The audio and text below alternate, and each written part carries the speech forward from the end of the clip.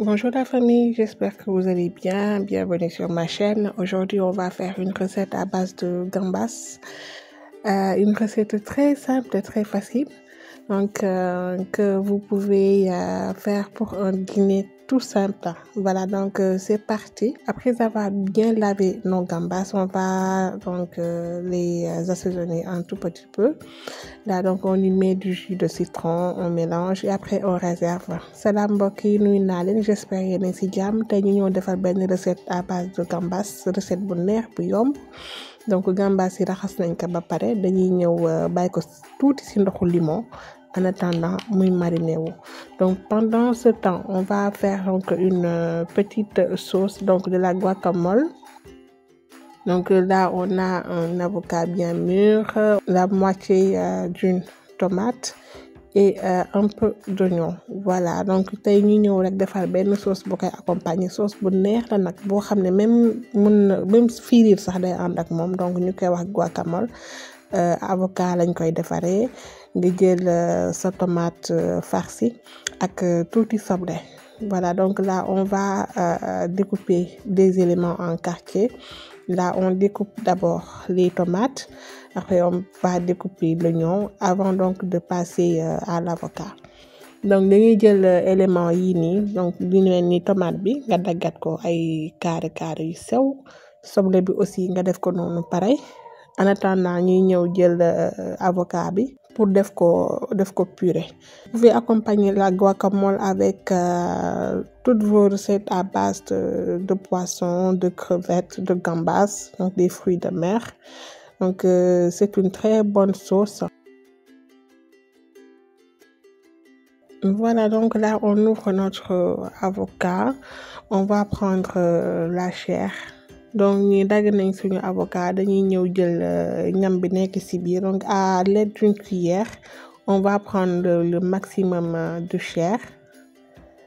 Donc il faut ngeen jël avocat boo xam ne nag dafa ñor comme ça mu permettre leen à ce que ngeen mën a defar guacamole bi. Donc il faut prendre un avocat bien mûr afin que ça soit plus facile de faire la guacamole.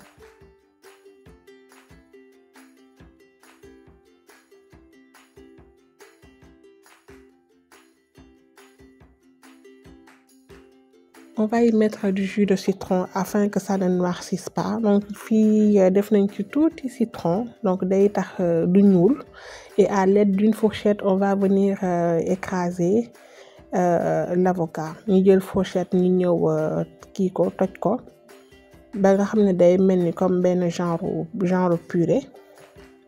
Donc sauce bu neex la boo xam ne vraiment mën ngeen ko accompagner ak lépp lu ngeen ñi def ak seen ay crudités.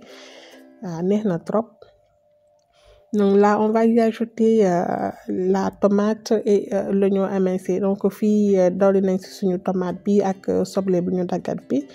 On y met un peu de poivre, un peu de piment, des épices que vous voulez. Donc j'ai mis de l'épice du gratin de fruits de mer. Donc def nañ ci poobar, def ci kaani bu mokk, def ci ay épices. Def nañ ci aussi tuuti xorom. On a mis du sel. Du persil haché et un filet d'huile d'olive.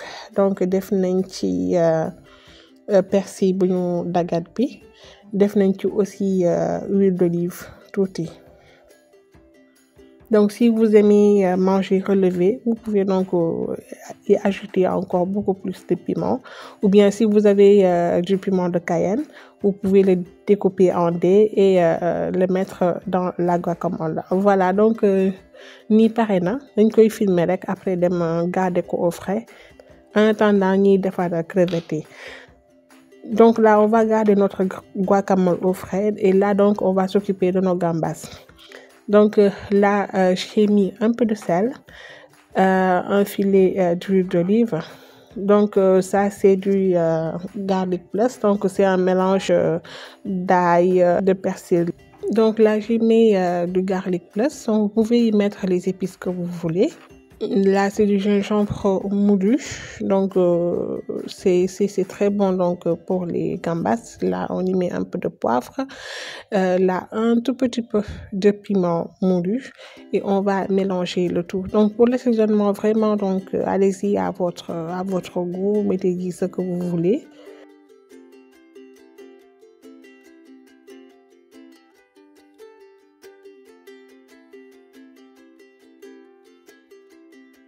Donc, c'est juste pour avoir quelque chose de très bon, quelque chose de très savoureux.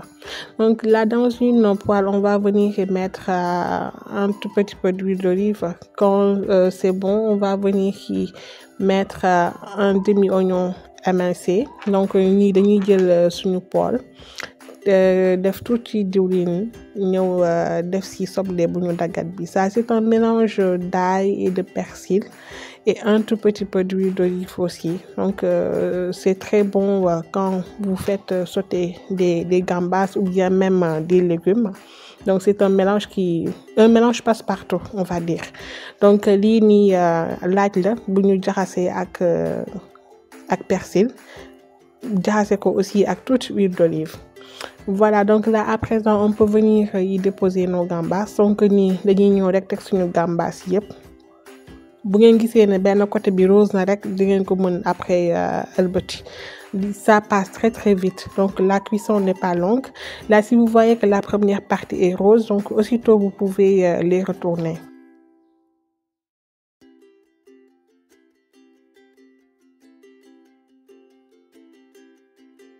Donc, c'est vraiment une recette très facile à réaliser qui ne prend pas beaucoup de temps et qui est très facile à faire aussi.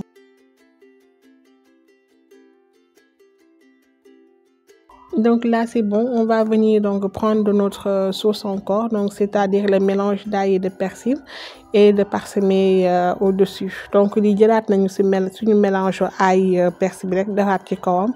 Là, on fait donc passer un peu de jus de citron et du persil émincé. Donc defaat nañ ci pressé waat nañ ci tuuti citron daggatiwaat tamit tuuti persil jaxase ko ci day tax mu gën a neex rek.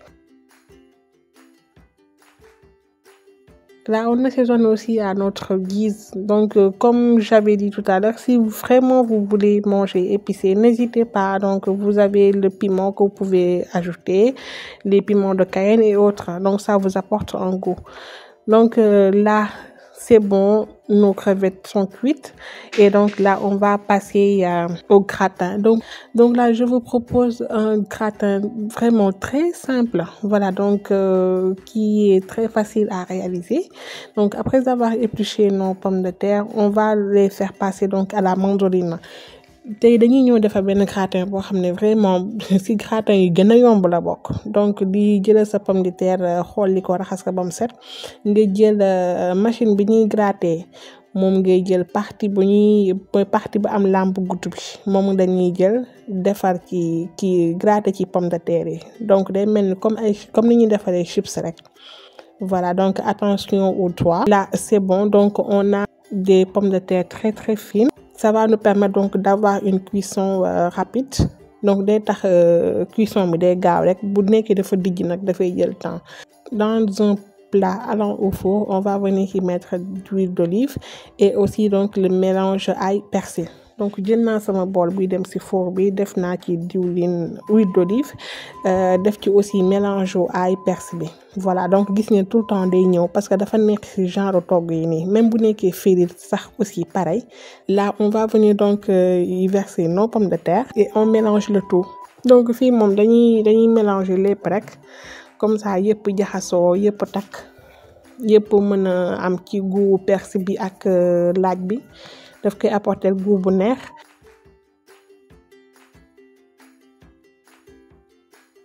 Donc là, on y met un peu de poivre et là, je fais râper de la muscade. Donc def nañ ci poobar bu mokk te dañuy ñëw râper ci muscade tamit dafa neex ci gratin daf koy apporter benn goût ak benn saveur bu extraordinaire. Là, on va saler un tout petit peu. Donc def nañ ci tuuti xorom. Là, on y met du thym thym aussi dafa neex ci gratin daf koy apporter aussi benn odeur bu neex. Et on mélange le tout. Donc vous allez voir, c'est très facile à réaliser et ça vous prend pas beaucoup de temps aussi. Donc ça, c'est vraiment des recettes qui, quand vous avez la flemme ou bien quand vous êtes saturé, donc vous pouvez le faire en un temps record.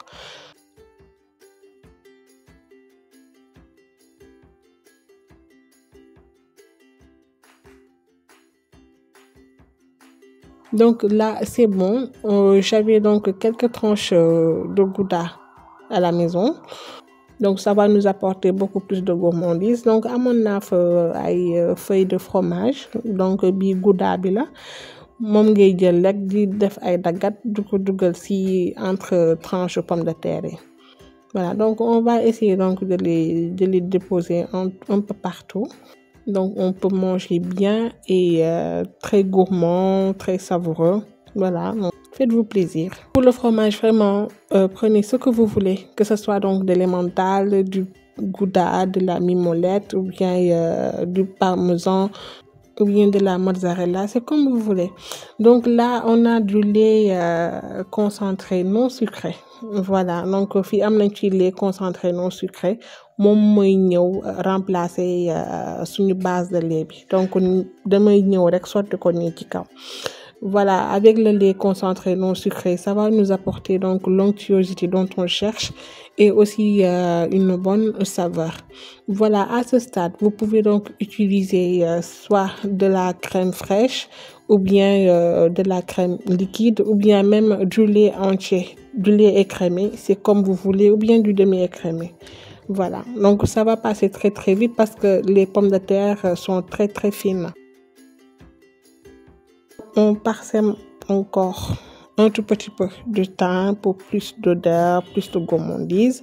Et là, avec quelques lauriers aussi, ça va nous apporter une bonne saveur.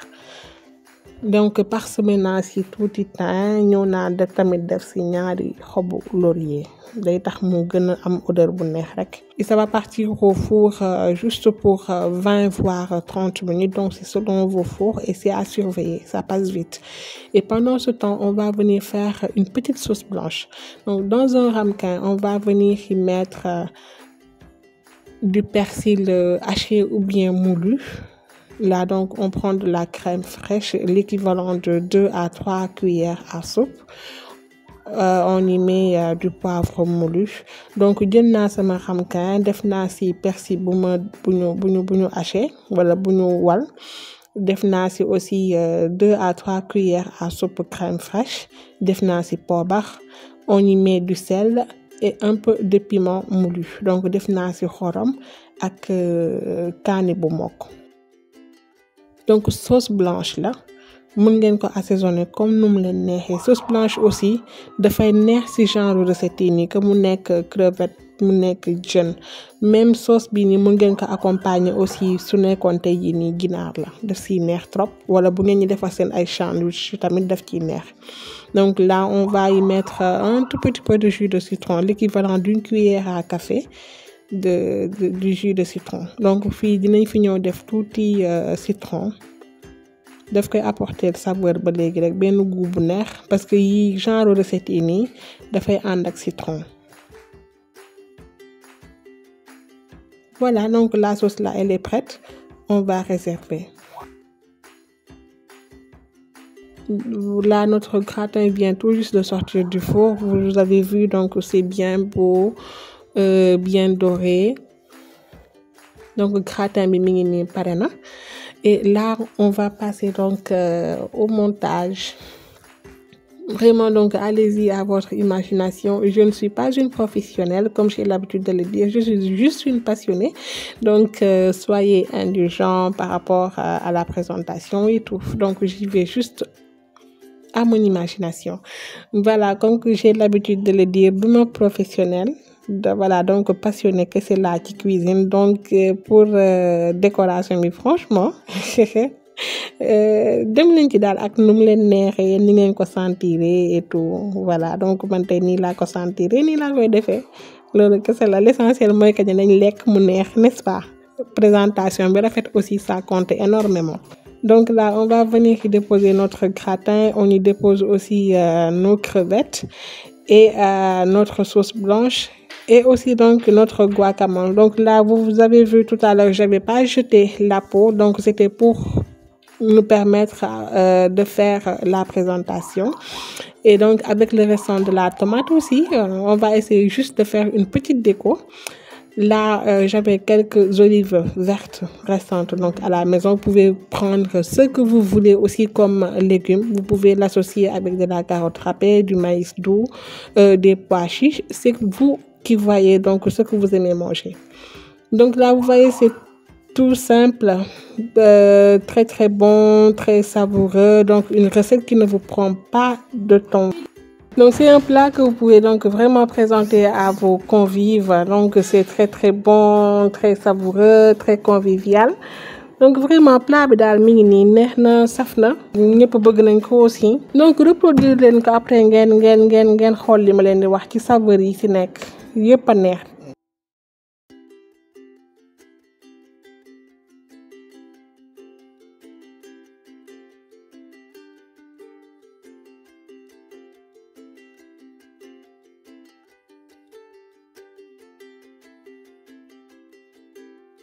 Voilà mes amis, c'est tout pour aujourd'hui. J'espère que la recette vous plaira. Laissez-moi des commentaires, partagez, likez.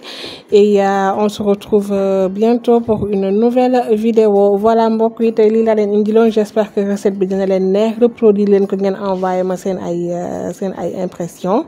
Et on se retrouve bientôt pour une nouvelle recette. D'ici là, portez-vous bien. Bisous.